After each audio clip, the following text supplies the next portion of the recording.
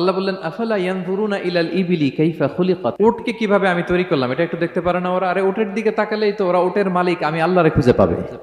উটের কথা আল্লাহ কেন বললেন?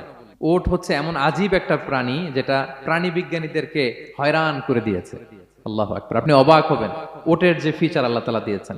মক্কার লোকেরা উটের গোশত খাইতো, উটের দুধ খাইতো, উটের চামড়া দিয়ে দ্য ফাইনেস্ট লেদার তারা বানাতো, উটের উপর মাল নিয়ে বোঝাই করে এক প্রান্ত থেকে আরেক প্রান্তে পাড়ি দিত, নিজেরা উটের উপর রাইডিং করত। এবং উট হচ্ছে এমন প্রাণী যেটা একসাথে 1 মাস না খেয়ে বেঁচে থাকতে পারে। 1 মাস পানিও খাওয়া লাগবে না, খাবারও খাওয়া লাগবে না। প্রাপ্তবয়স্ক একটা উট একসাথে 200 লিটার পানি খেয়ে ফেলতে পারে।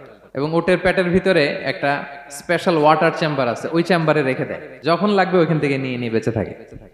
1 মাস না খেয়ে বেঁচে থাকে কি করে? উটের পিঠে দেখবেন একটা কুজ আছে, এই পুরো কুজটা হচ্ছে চর্বির আধার। ওটের যখন খাবার থাকে না মরুভূমিতে, মাসের পর মাস যখন চলে, ওই চর্বি থেকে এনার্জি নিয়ে সে মরুভূমিতে চলে, সে না খেয়েও বাঁচতে পারে।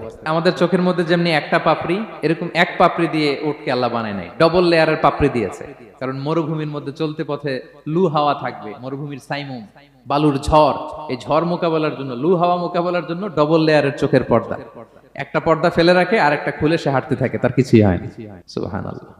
আমাদের 98 ডিগ্রি ফারেনহাইটে স্বাভাবিক তাপমাত্রা, তাই না? 99 ডিগ্রি হলে আমাদের জ্বর, 100 ডিগ্রি হলে জ্বর, 101, 2 সর্বোচ্চ আমরা সহ্য করতে পারি। এর বেশি যদি হয়, 103 ডিগ্রি হলে বেহুশ হয়ে যায় মানুষ। 4 ডিগ্রি হলে আমাদের দেহের ভেতরে যে কোষগুলো আছে এগুলো মরে যায়। কিন্তু একটা উট মরুভূমির তাপমাত্রায় প্রতিদিন 104 ডিগ্রি 5 ডিগ্রি তাপমাত্রা সহ্য করে খুব স্বাভাবিক উট চলতে পারে, তার কিছুই হয় না।